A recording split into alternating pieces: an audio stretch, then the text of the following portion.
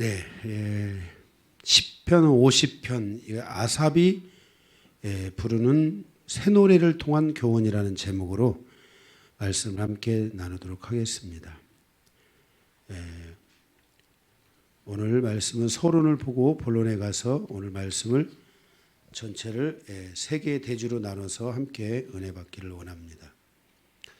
아삽은 고라자손 중에 고라자손은 노래하는 제사장들이잖아요.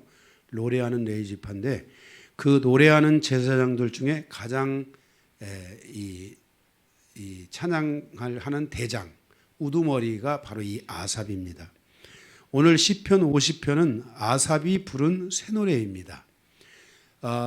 우리가 지금 이 시편의 전체적인 것은 다윗의 시대에 그 다윗의 고라자손도 다윗 시대에 있었던 노래하는 제사장들이고 아삽도 그 제사장들 중에 우두머리에 해당하는 제사장입니다. 전부 그러니까 시편은 다윗 시대 다윗을 중심으로 하여 지어진 것이 시편이다. 그래서 우리가 이 시편이 다윗이 지은 전체적인 흐름 안에 있는 것이라는 것을 기억하고 이 시편을 우리가 통해서 많은 은혜 받아야 되고 예수님께서도 우리에게 율법서와 시편과 선지서를 너희가 공부하라 이렇게 예수님이 말씀을 하셨습니다. 그래서 이 시편이 시가서가 많이 중요하다는 것을 꼭 인식하시기 바랍니다. 오늘 시편 50편은 아삽이 부른 새 노래인데 이 새 노래에 대해서 요한계시록 5장 7절에서 8절에 보면 하나님의 어린 양이 나오고 내 생물과 장로들이 그 어린 양 앞에 엎드려 진정한 마음으로 어린 양 되신 예수 그리스도를 찬양합니다. 어린 양이신 왕은 우리에게 무엇을 요구한 왕이 아니고 우리의 아픔과 고통을 그의 심령에 품고 우셨던 왕이십니다. 우리의 피를 자신의 옷에 적시며 죽으셨으며 자신은 추하고 더럽혀진 옷을 입고 지금도 하나님의 보좌 우편에서 피 묻은 어린 양의 옷을 입고 계시는 분이 예수 그리스도라는 것을 기억하시기 바랍니다. 우리의 피로 그 옷을 붉게 물들인 그 예수님을 보면서 엎드려 경배하며 찬양하는 장면이 바로 요한계시록 5장에 나오는 그 찬양의 내용들이라고 할 수 있습니다. 오늘 또 우리가 예수 그리스도 앞에 나오는 것은 눈도장을 찍고 형식적으로나 습관적인 행위로 우리가 하나님 앞에 예수 그리스도 앞에 나온 것이 아니라 온통 피투성이의 인생을 그의 옷자락으로 받으시고 그의 마음에 품으시고 우리를 마음에 안아 우리를 대신하여 피로 범벅된 어린 양 대신 예수 그리스도 앞에 우리가 나오는 것이라는 것을 기억하고 우리의 삶이 예수 그리스도에게 좀 더 집중되는 그런 신앙의 여정이 돼야만이 오늘 이 다윗의 시편에서 다윗의 시대가 열려 다윗이 처음부터 죽을 때까지 오직 그 하나님만을 바라보고 살았던 것과 같이 우리도 우리 인생의 여정이 하나님만을 바라보는 삶의 여정으로 그렇게 살아갈 수 있게 된다는 것을 우리가 잊으면 안 될 것입니다. 그래서 예배는 내 생물과 장로와 그들과 같은 마음으로 보좌에 앉으신 아버지 앞과 그 옆에 더럽혀진 옷을 입고 있는 어린 양 앞에 엎드려 경배하는 예배가 되어야 합니다. 그러니까 예배가 그냥 대화하고 이야기하고 이렇게 하면 안 됩니다. 이 예배 속에서 정말 하나님을 향한 진심을 담고 하나님을 향하여 신령과 진정으로 그래서 예배를 하라고 하나님이 말씀하고 있다는 것을 기억해야 돼요. 우리가 이 예배의 그러니까 정말 성공이라는, 예배에 성공하자, 이 예배의 성공이라는 그 차원 이상으로 이 예배는 나의 고백도 돼야 되지만은 이 예배는 나를 위해서 십자가에 죽으시고 나를 위해서 그 모든 구원의 은총을 베풀어 주신 그 예수 그리스도에 대한 확신, 그런 확증이 이 예배를 통해서 내 안에 그것이 일어나고 그 안에서 그 그리스도로 말미암아 나를 구원하신 그 하나님 앞에 우리가 온전한 기쁨으로, 우리의 온 기쁨을 다해서 하나님을 예배하고 찬양하는 이런 은혜들이 많이 풀어져야 됩니다. 그러니까 예배 시간에 우중충하고 그냥 이건 세상의 모든 근심은 자기가 다 가져가고 이렇게 되면 여러분들이 이 멍해가 빨리 풀어지지를 않아요. 여러분들이 이 멍해를 좀 빨리 풀어낼 필요가 있어요. 이런 부분들. 아멘. 그래서 여러분들이 이런 부분들을 가지고 여러분들이 하나님 앞에 예배됩니다. 이런 예배가, 그런 예배 속에서 드리는 찬양, 그런 것들이 바로 새 노래다. 이렇게 성경은 말씀하고 있어요.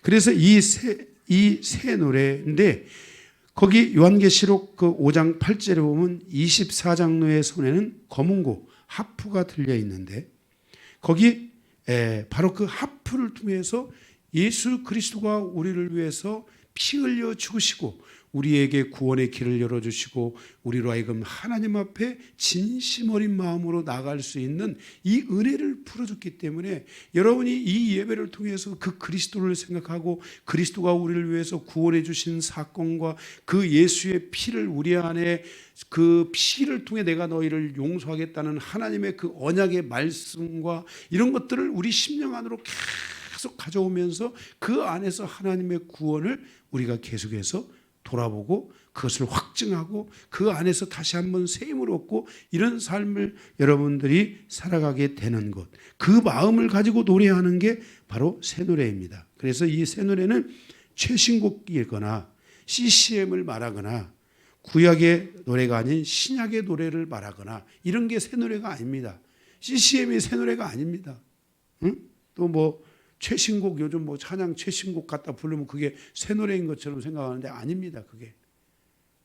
그리고 구약의 노래를 부르면 그게 뭐 시편의 노래를 부르면 뭐 구약 그 옛 찬양이고 신약을 뭐 해서 뭐 노래를 부르면 그게 새 찬양이고 그런 게 아닙니다. 새 찬송가를 부른다고 해서 새 찬송이 아닙니다. 새 찬송가를 불러도 우리 마음속에 그 예배, 여러분들이 이 월요일에서부터 토요일까지 여러분들이 이 피에 여기 화이트보드 좀 가져오세요. 여러분들이 이 신앙생활을 우리가 이 신앙생활을 잘 해야 됩니다. 여러분들이 이 신앙생활을 여러분들이 잘못하기 때문에 예배가 죽는 거예요. 신앙생활이 여러분들이 월요일에서부터 시작해가지고 토요일까지는 여기 예수 그리스도의 피와 이 예수 그리스도의 이 피를 통해서 너희를 구원한다고 하신 하나님의 말씀의 이 언약, 이 약속을 여러분들이 이 월요일에 토요일까지 계속 여러분들이 되새김질을 해야 됩니다. 그래서 여러분들의 일상이 정말 여러분들이 여러분의 인생에 정말 중요한 것이 아니라면 죄를 이기는 자가 되어야 되고 죄와 싸워서 이기는 자들이 되셔야 되고 배에서 벗어날 줄 아는 자들이 되어야 되고 이런 삶들을 여러분들이 살고 이게 여러분들이 이러한 삶을 살면은 이 삶 안에서 구약적인 개념으로는 뭐예요? 엄청난 그 짐승들이 죽고, 그죠? 소나 여기 양이나 비둘기나 뭐 이런 것들이 다 죽고 막 정말 그러면서 하나님의 그 성막에 들어가서 여기서 여러분들이 이걸 가지고 제사를 드릴 때 여러분들이 여기서 여러분들이 드디어 하나님의 백성으로서의 거룩함을 얻잖아요. 거룩함이라는 것은 내가 정결케 하고 내가 잘 살아서 거룩함이 아니라 내 이 모든 죄들에 대한 거, 한 주간의 내 삶에 이런 것들을 풀어내고 이런 것들을 버리고 그것에 대해서 하나님의 약속으로 말미암아 우리를 거룩하다 하시는 거예요. 이런 거룩함을 살 때 여러분들이 이 주일날, 오늘 말씀에도 나오지만 이게 이제 나오지만은 여러분들이 여기서 이 한 주간을 잘 살 때 여러분의 마음속에 뭐가 오느냐면 주일날 예배를 향해서 올 때 그냥 나도 모르게 눈물이 핑 돌면서 하나님의 은혜가 막 감사하고, 정말 하나님의 은혜가 아니면 우리가 살 수 있을까?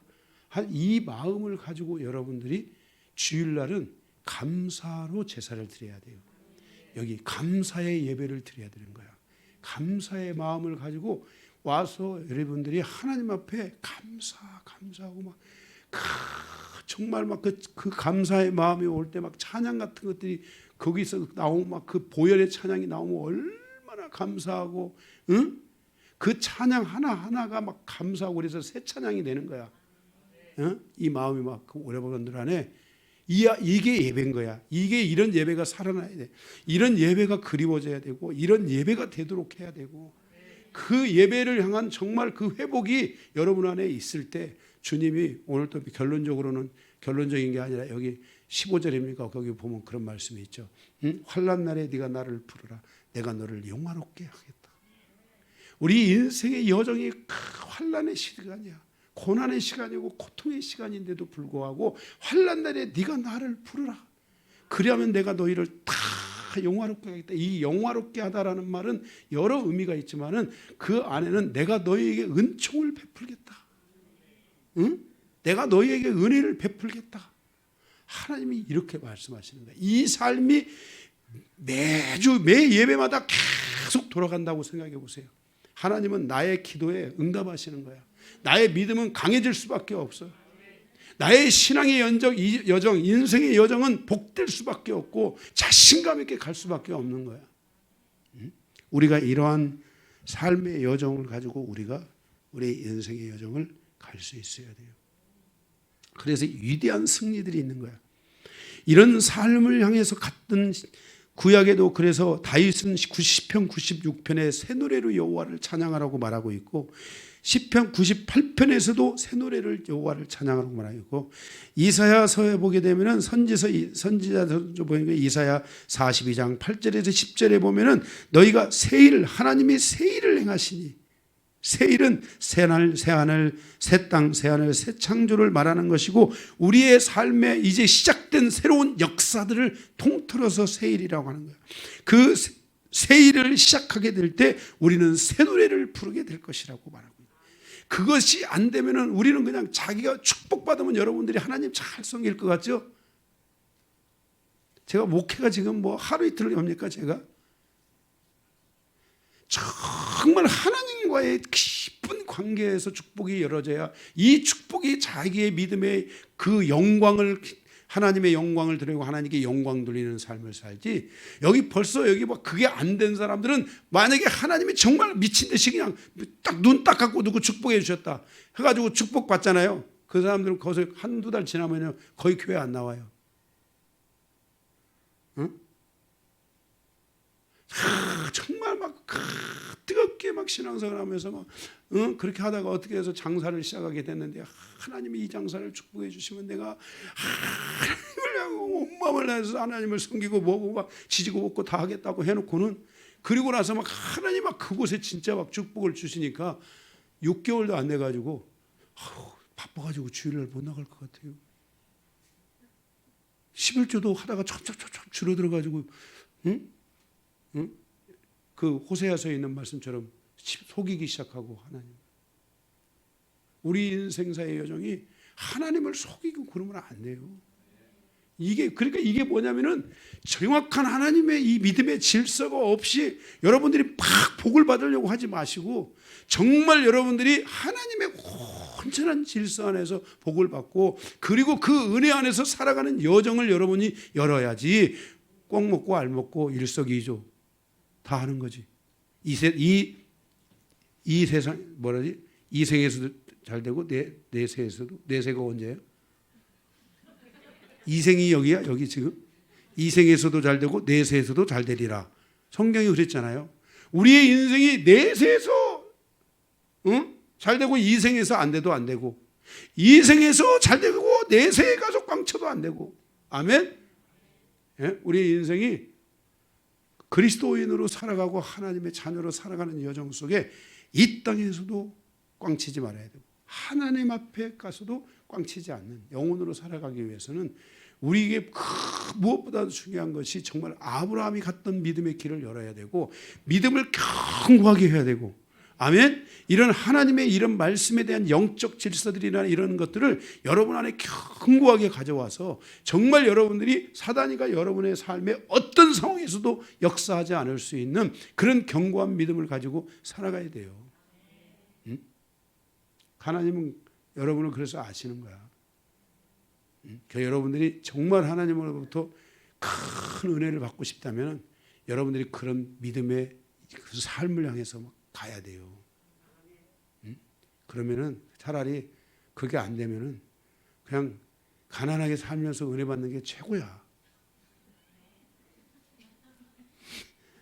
왜냐하면 가난하니까 그냥 계속 어쨌든 하나님께 붙어 있고 기도하고 그냥 그렇게 사는 거지.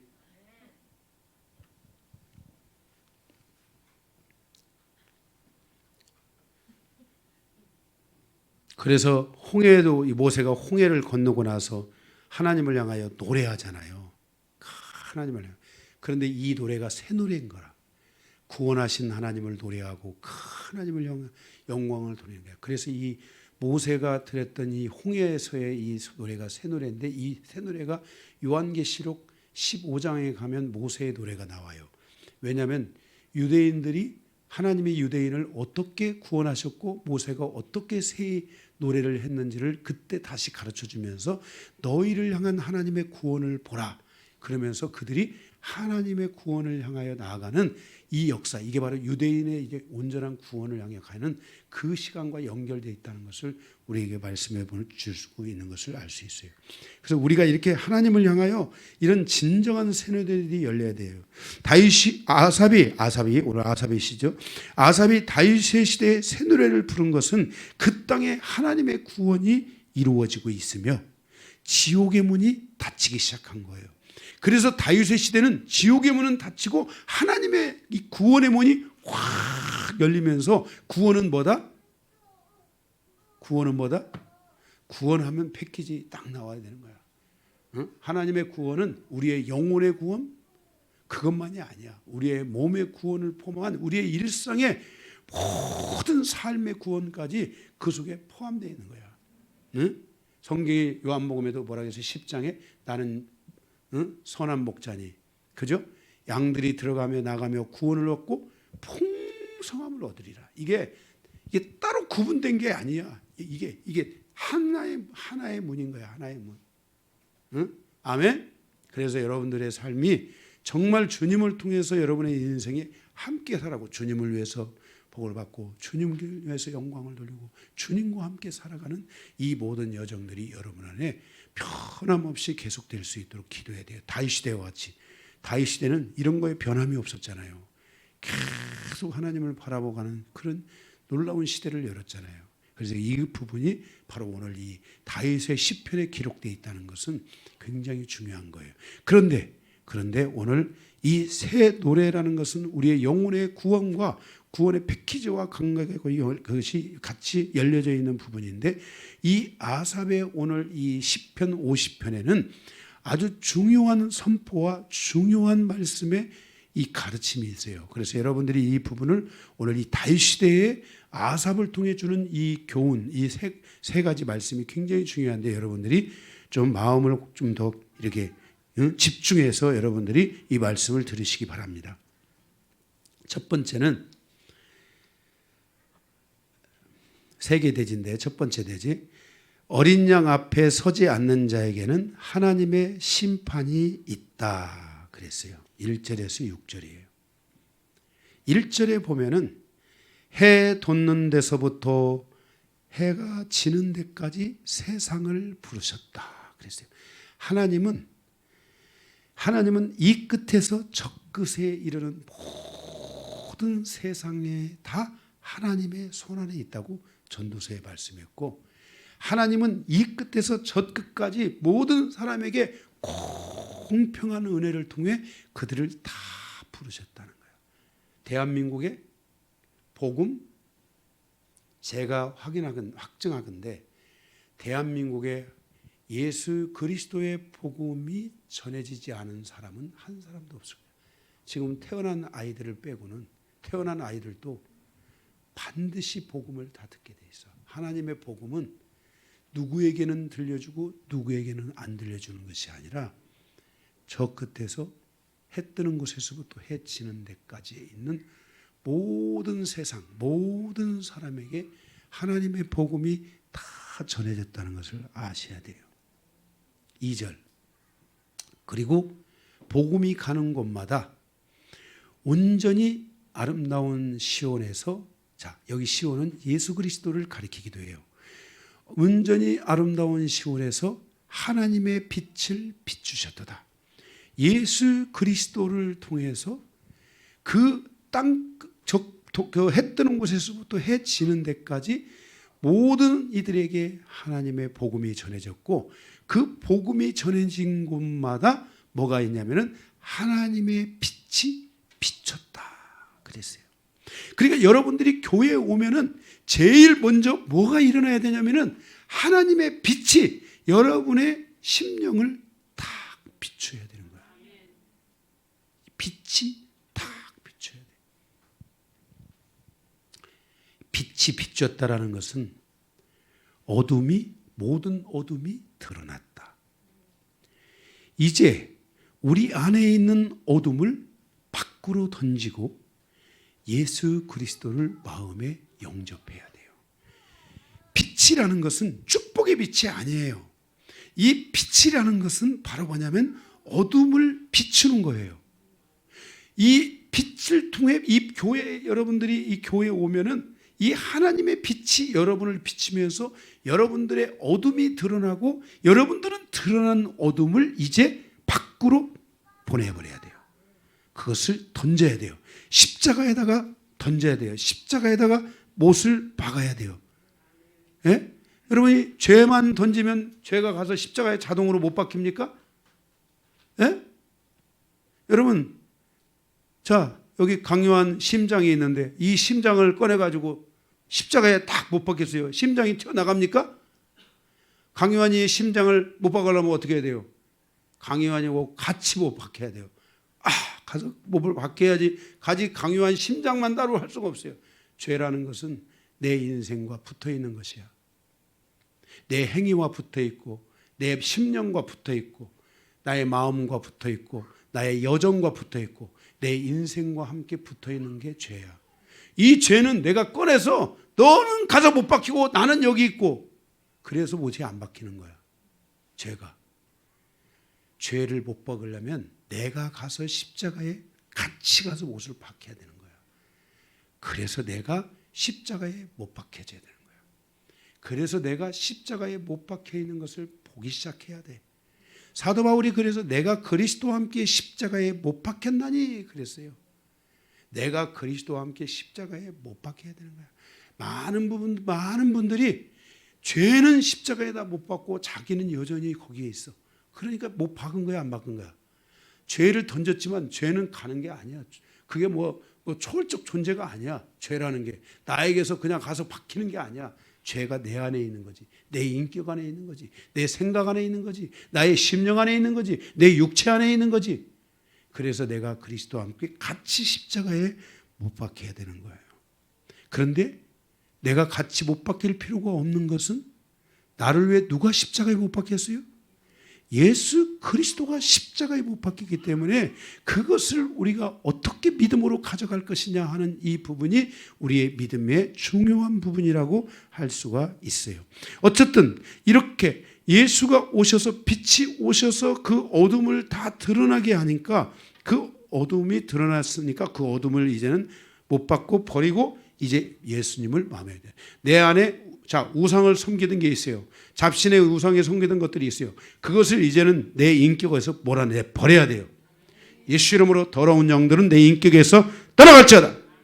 내 인격에서 그것이 떠나가는 수순을 계속 밟아야 되는 거예요.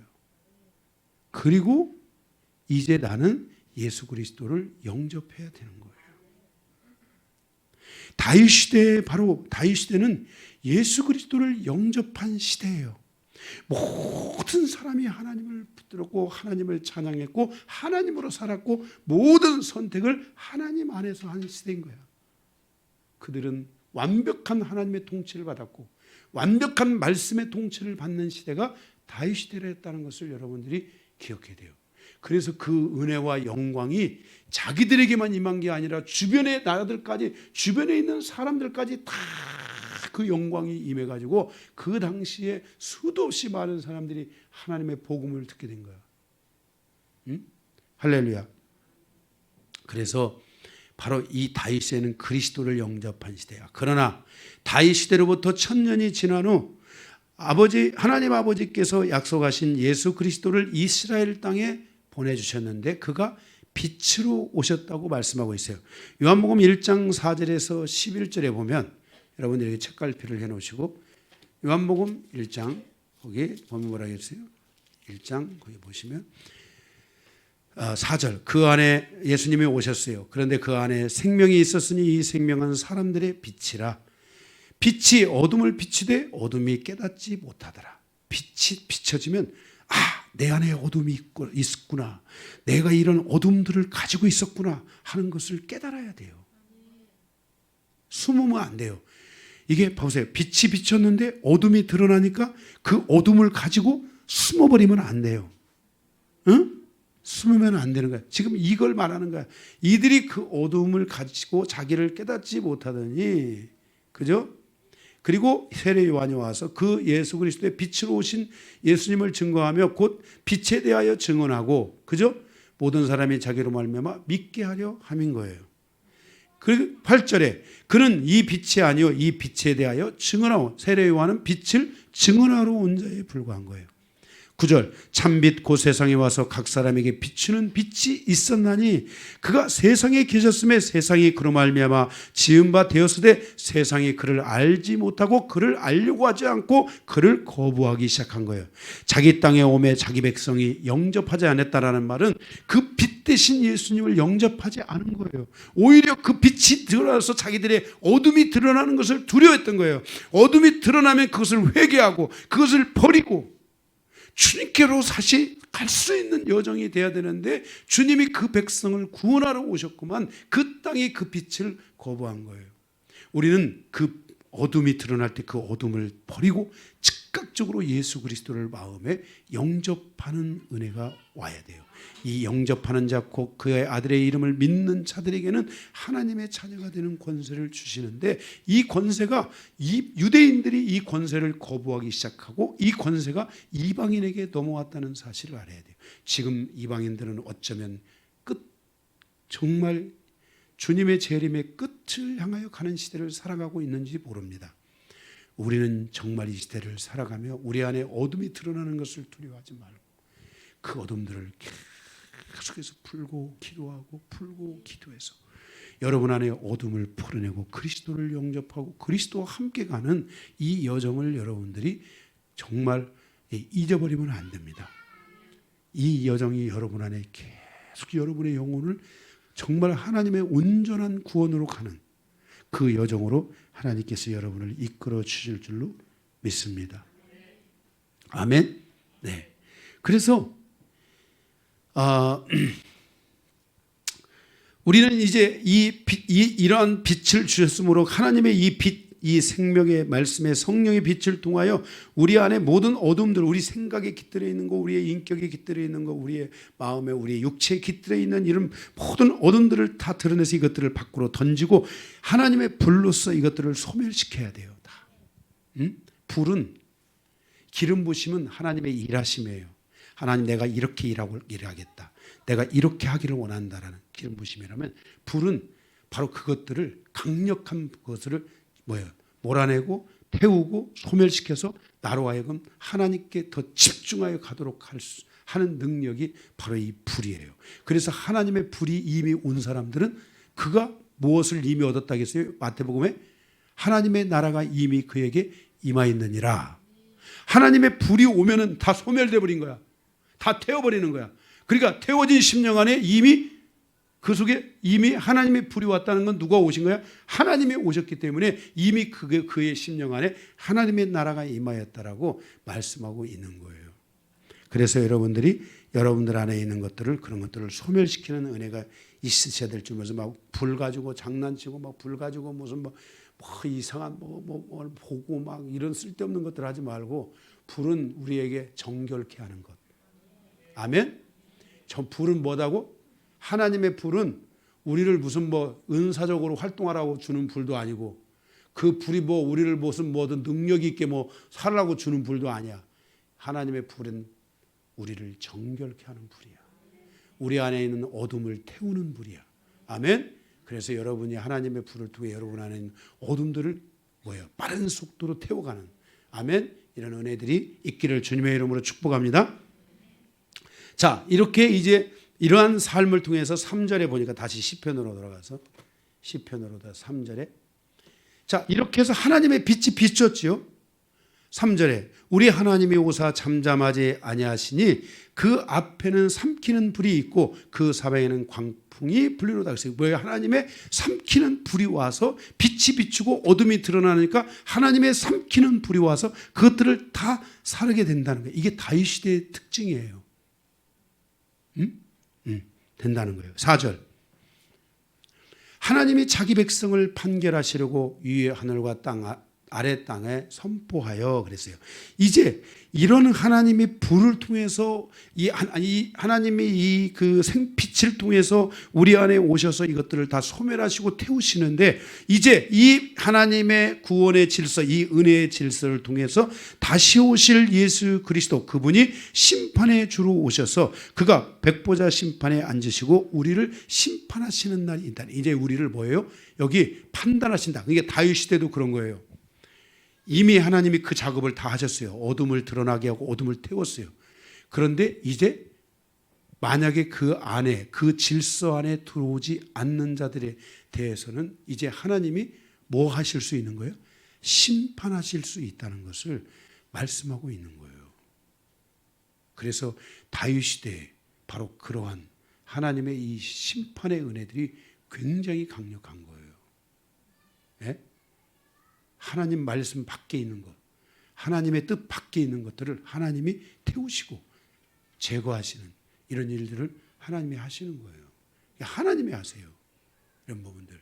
그래서 다윗 시대에 보면은 하나님의 정말 그 놀라운 역사가 있고, 그곳에 하나님의 전쟁사가 있고, 하나님이 뭐예요? 제거할 자들을 제거하시고 하는 이런 작업들을 하나님이 다 거기 하시는 것을 우리가 볼 수가 있어요.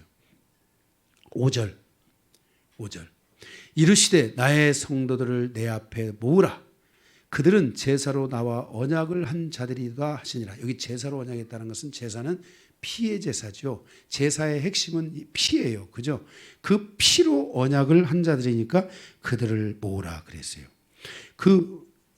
그는 우리와 피의 언약을 맺으셨고 바로 어린 양이신 예수 그리스도의 피를 믿지 않고 그 언약을 받지 않는 자들은 다 뭘 받게 되는 거예요? 심판을 받게 되는 거예요. 그래서 6절에 보면 뭐라 했어요? 하늘이 그의 공의를 선포하리니 그는 재판장이, 여기 하나님은 여호와가 아니라 삼위일체 하나님이에요. 예수 그리스도를 의미하는 거예요. 심판은 누구에게, 요한복음 3장에 심판하는 권세를 아버지께서 누구에게 주셨다고 했어요? 예수 그리스도에게 주셨다고 했잖아요. 그러니까 여기서 심판장은 누구예요? 예수 그리스도라는 것을 여러분들이 아셔야 돼요. 그래서 우리는 6절에 예수 그리스도의 심판을 받게 될 수 있어요. 그래서 우리가, 자, 교회가 이 마지막 때 이제 예수 그리스도가 오셔서 빛을 비추고 어둠이 드러나고 그 어둠이 드러난 안에서 그것들을 버리고 치우고 이런 작업들을 교회가 해야지, 이것을 안 하면은 마지막 종말의 시간에 가서 주님이 심판장으로 계실 때, 나 교회 다녔어요. 그래도 주님이 뭐라고 했어요? 나 몰라 너. 제가 주여 주여 하는 거 못 들으셨어요? 야, 네가 주여 주여 하는 거 내가 못 들었어. 마태복음에 있잖아. 주여 주여 하는 자마다, 선지자 노릇하는 자마다. 그럴 때 주님이 뭐라고 했어요? 이 불법을 행하는 자들아, 내가 너희를 도무지 알지 못하느니라. 그래서 교회는 교회 다니는 게 중요한 게 아니라 하나님 반드시 모든 교회는 그리스도를 의지하고 그리스도를 부르고 그리스도를 믿으면 그 그리스도는 그곳에 임하며 무엇을 비춘다고요? 빛을 비춰요. 축복의 빛이 아니라 무슨 빛? 어둠을 드러나게 하는 빛이 있어서 그 어둠을 제거한 뒤에 축복을 주시는 거야. 내 안에 어둠이 있는데 아까 말씀드렸죠. 내 안에 어둠이 있고 그냥 나는 나의 아들. 그런 사람들에게 축복을 주셔봐. 거의 내가 볼 때는 축복 받기 시작하면 안 나와.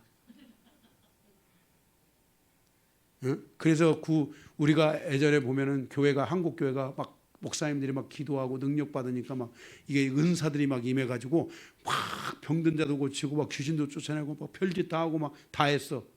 그런데도 그 귀신 나갔던 사람들이 거의 95% 이상이 교회 안 다녀. 응? 거의.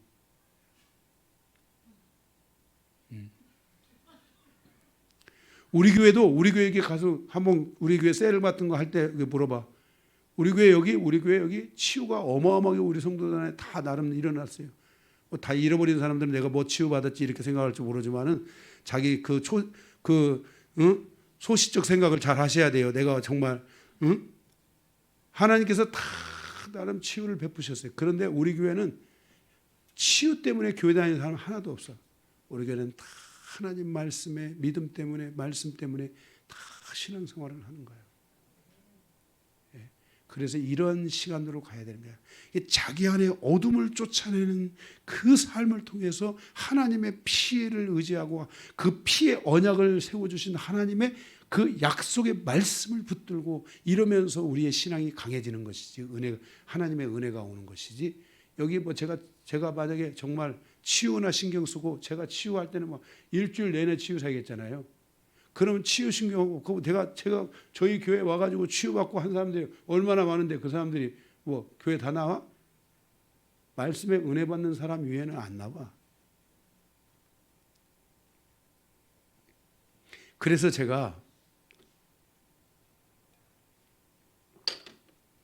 치유 사역 해봐도 개뿔 남는 거 하나도 없더라. 치유 사역을 접자. 그 대신에 일주일에 한 번만 성도를 위해 제가 봉사하겠습니다. 하나님이 주신 것이니 제 것도 아니고 주님의 것인데 주님의 것이니 제가 성도들을 위해 일주일에 딱 하루만 봉사하겠습니다. 해서 일주일에 한 날을 정해서 제가 치유 사역을 봉사하는 거예요. 그리고 말씀을 준비했는데 그래서 그때도 막 말씀에 더 많이 빠진 거야. 응? 말씀으로 세워야지.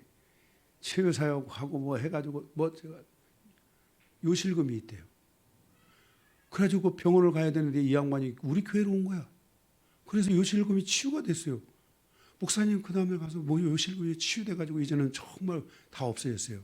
그리고 저는 이제 우리 교회 헌금을 할 줄 알았어요. 그랬더니 우리 교회 헌금을 안 하고 자기 교회 가서 헌금 다 했더라고. 그 얘기를 그 친구 목사는 하지 말아야지. 응? 자기가 뭐 반 줄 것도 아니면서 그 목사님 거기 요실금 그 수술하려고 그랬는데 수술 안 하고 목사님 교회 가라 했더니 가가지고 치유받고 와가지고 감사하다고 우리 교회 헌금했더라고. 그 수술비 우리 교회 냈대. 그러면서 자랑하는 거야. 그래서 내가 속으로 내가 겉으로는 못하고 속으로 아이고 정말 내가 그래서 자 가겠어요. 치사해서 그만 얘기해야지.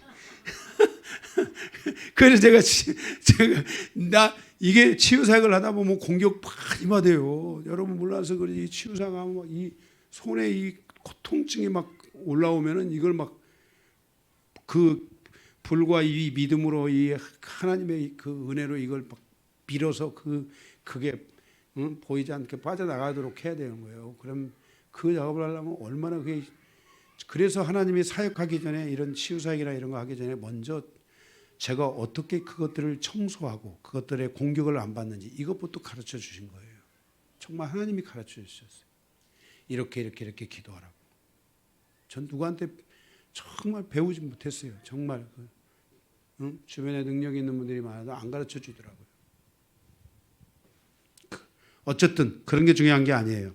아멘. 그래서 여러분들이 지금도 마찬가지예요. 치유는 하나님이 다 베풀으실 것을 믿고 계속 여러분들이 교회에 오면은 하나님의 이 말씀이 빛이 되고 불이 돼서 여러분의 심령 안으로 갈 때, 여러분의 어둠들이 보일 때 그것을 어찌할꼬 하는 마음을 가지고 그것들을 계속 십자가에다가 못 박고 버리고, 아멘, 태우고, 불로 태우고 와서 막 교회 와서 여러분이 기도하실 때 막 하나님의 불을 사모하고, 또 이상한 불 같은 거 받지 말고, 불을 받았는데 이상하다, 그러면 저한테 와서 확신을 받으셔야 돼요. 이상한 불 이런 거, 하나님의 불이 아닌 이상한 불 받으면 구약에 그 홈리와 비나스가 이상한 불 받아가지고 죽었어요, 안 죽었어요? 죽었어요. 여러분들이 항상 이런 점검을 잘 받으세요. 지혜로운 사람은 점검을 잘 받고 가셔야 하는 게 중요한 거예요. 어쨌든 그런 거 두려워서 구더기 두드려서 장을 못 담굽니까? 와서 교회 와서 계속 기도하고 하나님을 붙들고 하나님 의지하고, 아멘. 그렇게 여러분들이 하면서 여러분들 안에 있는 뭐예요? 이 하나님의 심판에 여러분들이 이르지 않도록 여러분들의 삶이 여러분의 인생에 살아가는 여정을 통해 잘 준비하시고, 우리 특별히 여기 이제 우리 인생이 가는 게 나이 수는 아닐지라도 그래도 또 나이도 중요하잖아요. 인생 하나님 앞에 가는 순간순간들이. 우리 유아가 저한테 지난주 와가지고 그러더라고요. 할아버지 언젠가는 천국 가실 텐데. 그래서 깜짝 놀랐어요. 아니 깜짝 놀래. 그래서 나이 수는 아니더라도 그래도 계속 하나님 바라보고 믿고 의지하고, 지금 100세 시대니까 남은 생에 하나님께서 우리 영광교회 보내셨다는 것은 더 오래 사시도록 보내주신 거예요. 정말이에요. 그래서 믿음 회복도 되고 땅에서도 건강해서 오래 사시고, 또 믿음이 회복돼서 하나님 나라 가서도 또 부끄럽지 않은 자로 살도록 하기 위해서 우리 영광교회 보내주신 거예요. 영광교회 아무나 오는 거 아니에요. 우리 여기 성도들 알죠? 제가 영광교회 아무나 받는 게 아니라는 거. 저는 막 성도들이 오기를 위해서 막 기도하고 그런 사람이 아니에요. 요즘 막 그렇게 해서 기도하고 있어요. 제가 누가 막 요즘 막 1인 1명 막 전도 막 이런 거 하고 해가지고 제가 요즘 막 오라고 막 기도하고 있지만은, 전에는 제가 막 오는 거 막 성도들 아무나 저희 교회 막 못 오게 했어요. 네. 여기 우리 방상덕 집사님은 한날부터 오고 싶었는데 제가 안 받아줘 가지고 못 오신 거예요. 진짜로. 그렇죠? 못 오게 했잖아요. 방 권사님, 그래 안 그래요? 제가 못 오게 했어요.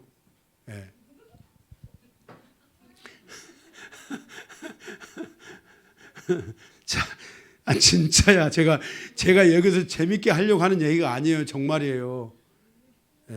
여러분들이 지금은 막 많이 열어놓고 있으니까 어쨌든 저 가겠습니다. 자, 그래서 여러분들이 이런 심판들에 여러분들이 넘어지면 안 돼요. 주님은 심판해 주. 이 새 노래 안에 주님이 구원해 주시기 때문에 심판의 주도 된다는 것을 우리에게 경고해 주고 있는 거예요. 두 번째, 어린 양의 피의 가치는 진정한 감사의 마음이라는 것을 아셔야 돼요.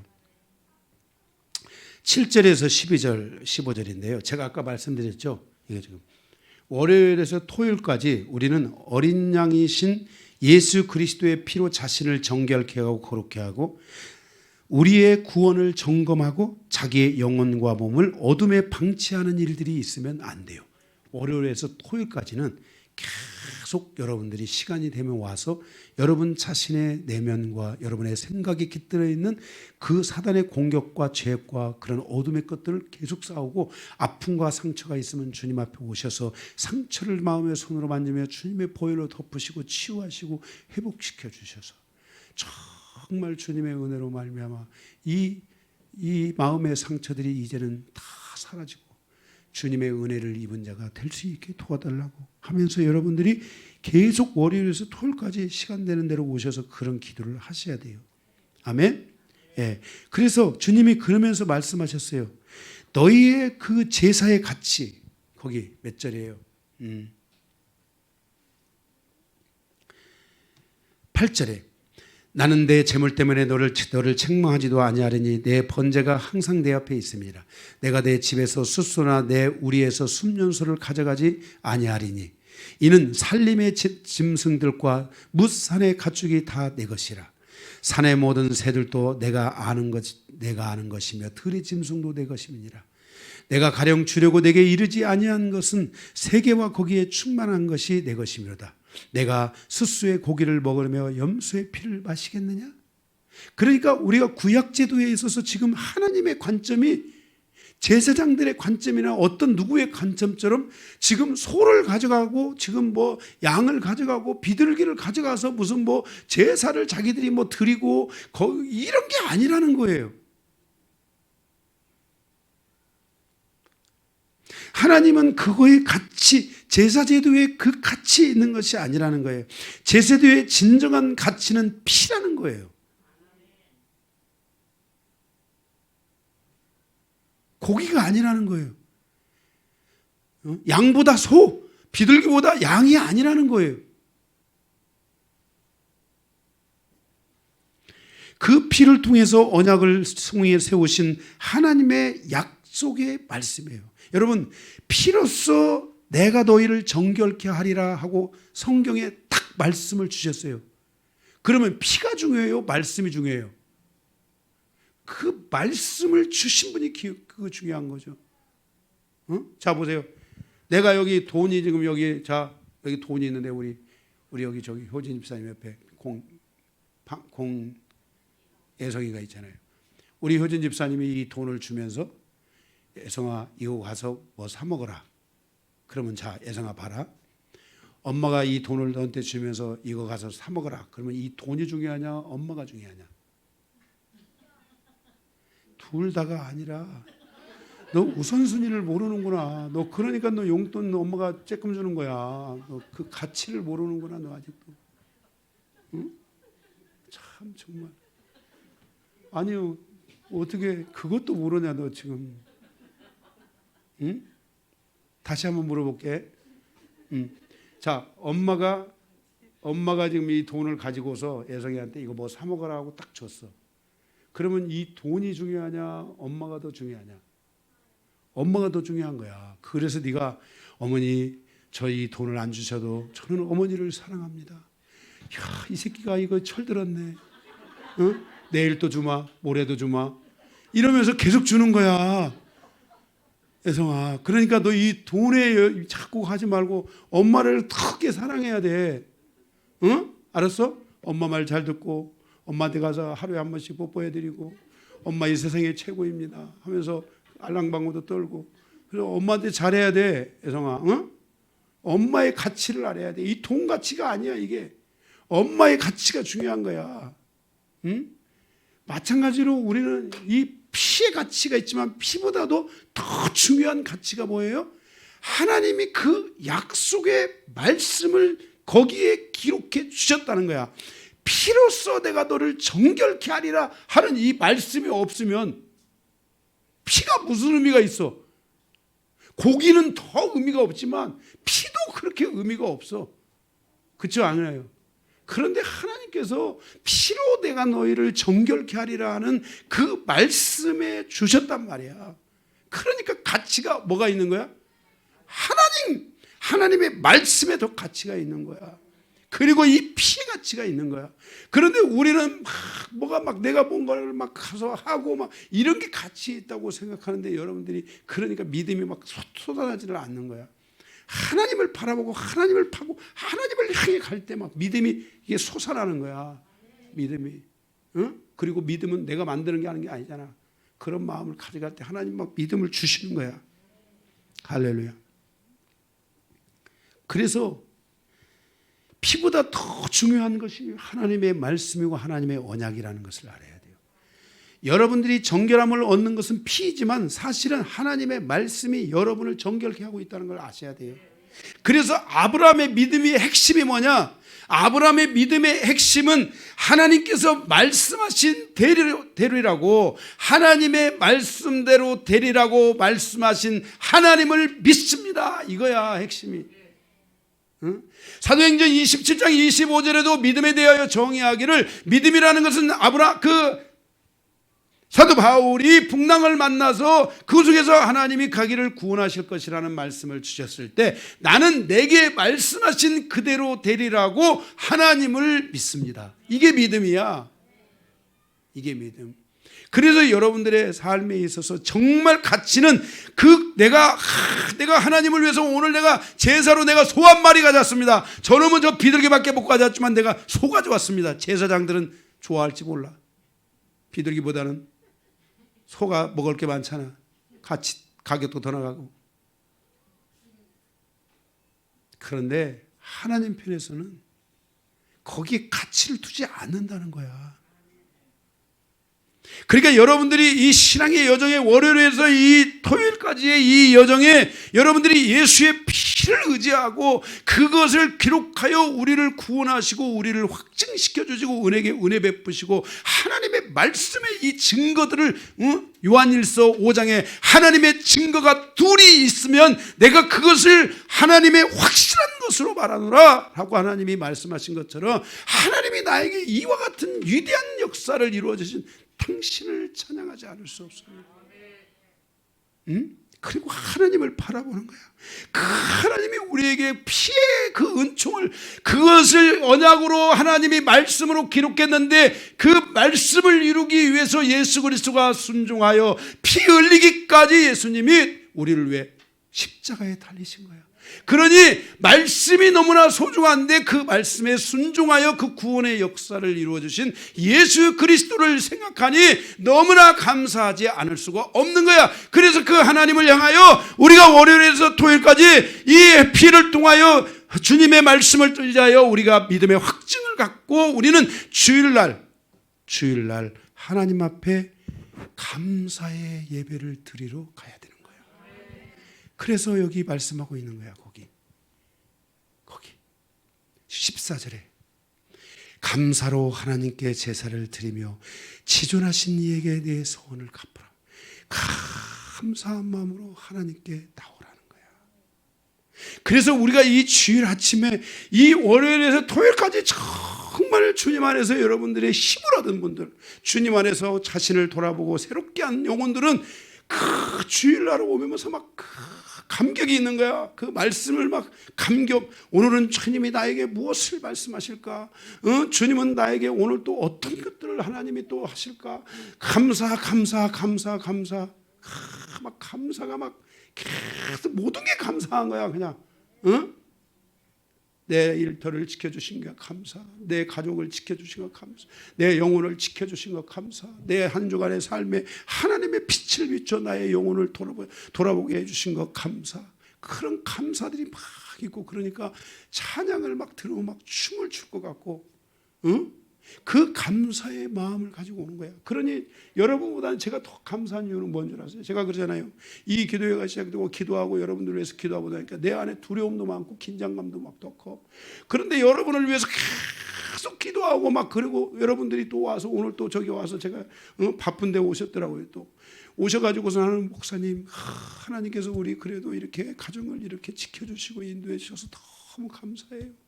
그리고 어제 그 목사님 뭐 바쁜 와중에도 저의 건강을 위해 저를 위해 또 기도해 주시고 전화도 주시고 너무 감사해요. 막 이렇게 하면서 예를 들어서 이제 오시잖아요. 이렇게 그러면은 그게 너무나 감사한 거야.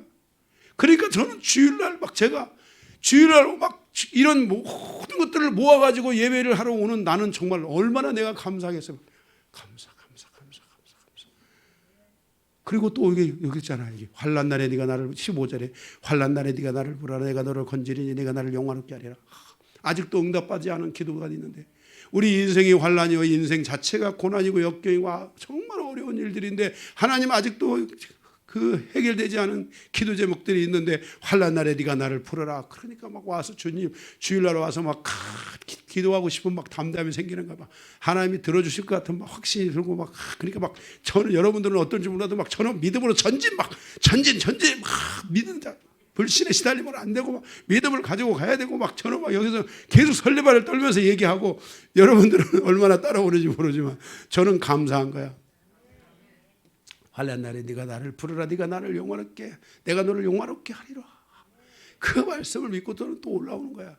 물론 월요일날 가면 또 막 고난의 여기 삶에 또 어떤 것들이 다가올지 모르지만 막 주일날만큼은 막 담대하게 막 하나님의 말씀을 전하고. 할렐루야. 이게 가치야.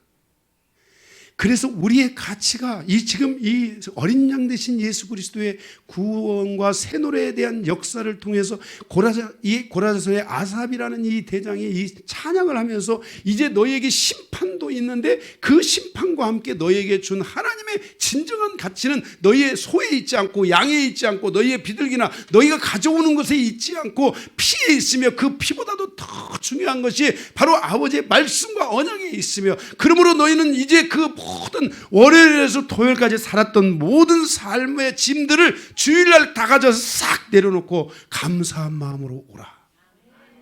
그리고 너에게 부족한 것이 있다면 너는 내게 부르짖으라. 환난 날에 내게 부르짖으라. 내가 내게 뭐라겠어요? 내가 너를 건지리니 내가 나를 영화롭게 한다. 건져 주시니까 우리는 이제 뭐예요? 하나님을 또 영화롭게 하고 하나님께 영광을 돌리고 이 기브 앤 테이크가 이루어진다는 거예요. 하나님과 우리 사이에. 이런 삶이 막 계속 이 영적인 교류와 영적인 삶들이 계속해서 이루어져야 돼요. 그래서 이 신앙생활은 따분한 게 아닌 거야. 정말 기쁨과 긴장이 막 계속 교차하면서 막 그 안에서 가니까 정말 신앙생활이 최고 재밌는 거야. 세상에 나가 뭐 재밌는 게 얼마나 뭐가 있겠어. 주님과 사는 게 제일 재밌지.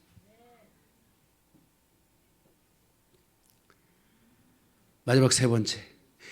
그래서 여러분들의 일상에서 주님과 계속 동행하는 이런 여정들이 계속 있어야 돼요.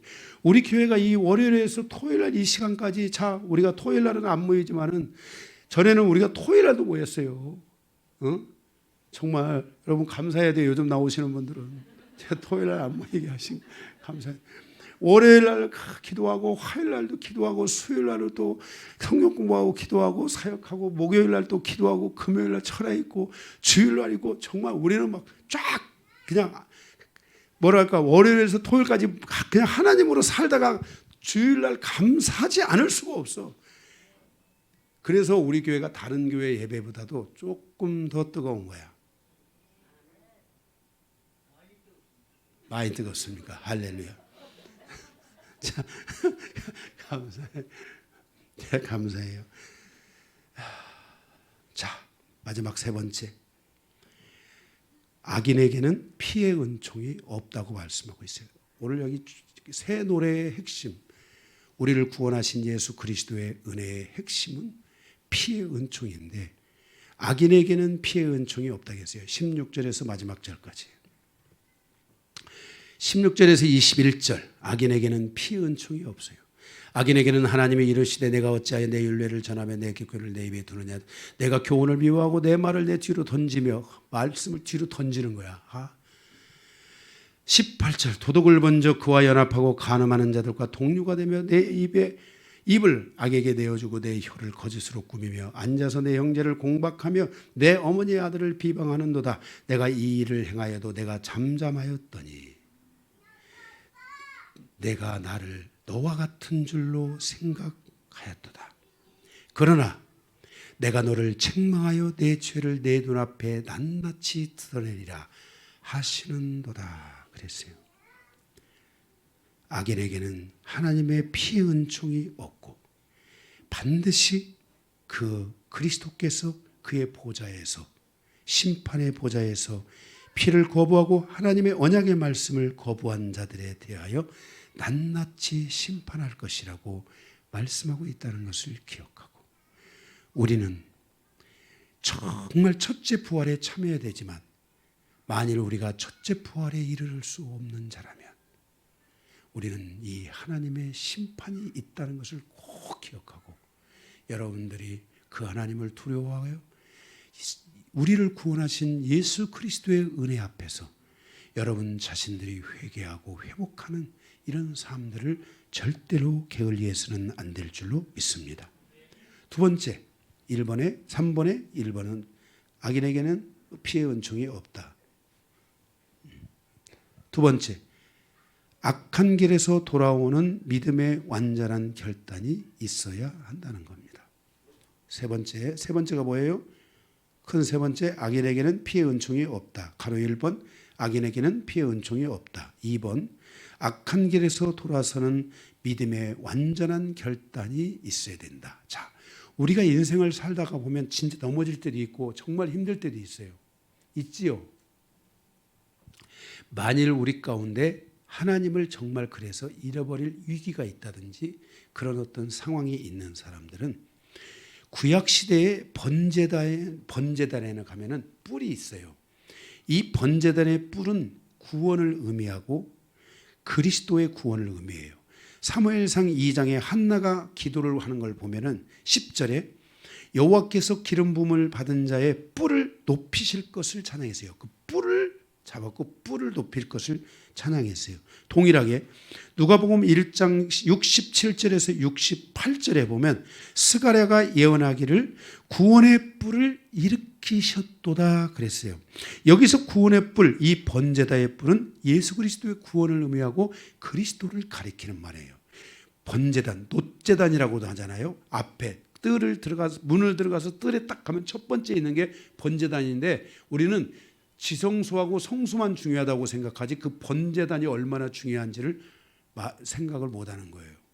그런데 이 번제단이 엄청 중요한데 이 번제단은 그리스도를 상징하고 그 번제단 위에 하나님의 불이 내려왔고 거기에 짐승을 갖다 얹으면 싹 태워서 하나님이 그 향을 통해 죄를 사하거나 그것을 태워서 죄를 사하는 은혜를 베풀어 주셨어요.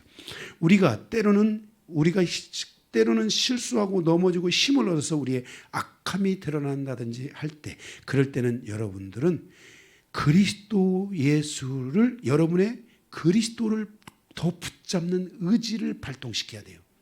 그래서 여러분들이 조금 힘들고 어려워도요. 여러분들이 교회 와서 주일날은요. 힘들수록 은혜를 받아야 돼요. 그래서 여러분의 의지를 교회가 분명히 여러분의 의지를 일으킨단 말이에요. 그러면 그 교회에서 주는 그 힘을 가지고 여러분들은 그 그리스도의 그 뿔, 그리스도를 다시 한번 확 붙잡는 그 의지를 발동시켜야 돼요. 그러면 여러분들이 그때 여러분은 다시 확 일어나는 거예요. 그래서 여러분들이 힘들다고 막 교회 안 오고 그러면 안 돼요. 힘들수록 교회로 오면 그 교회에 왔을 때 그 주님의 의지가 그 심령을 탁 일으키게 되고 그가 그 구원의 뿔을 탁 잡을 때 거기서 다시 재생하는 소생하는 이런 은혜들이 여러분 안에 일어나게 되는 것이에요.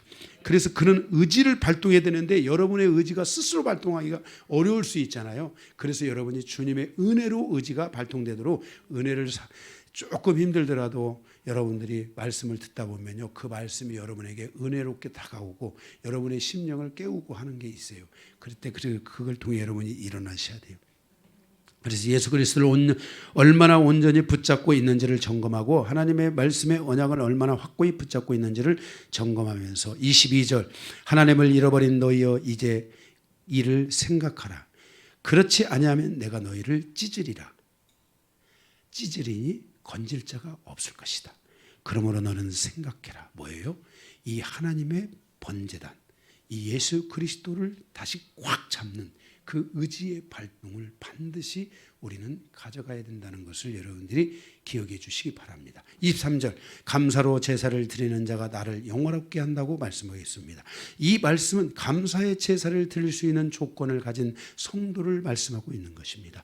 누가 하나님께 감사의 제도를 드릴 수 있습니까? 월요일에서 토요일까지 예수 그리스도의 피를 붙잡고 살아온 성도들입니다. 월요일에서 토요일까지 하나님의 언약의 말씀을 붙잡고 그 말씀을 확증하면서 살아온 성도들이 주일에 하나님 아버지께 감사의 예배를 드릴 수 있게 되는 것입니다. 그래서 예배가 기대되고 기다려지고 예배를 향한 갈망, 곧 하나님을 향한 갈망, 그리고 하나님의 말씀을 향한 갈망이 충만하게 일어나면서 다시 한번 거기서 새 힘을 얻고 일어나는데 의인은 7번 넘어져도 8번째 일어난다는 주님의 말씀과 같이 우리는 주님 앞에만 나오면 살아난다. 할렐루야. 주님 앞에 나와서 살아나야 된다. 요거를 여러분들이 꼭 명심하고 7번 넘어져도 8번째는 우리는 일어난다. 우리의 신앙은 그리스도 예수 안에서 오뚜기 신앙. 자, 자, 당신의 신앙은 오뚜기 신앙입니다. 네, 할렐루야. 말씀을 마치겠습니다.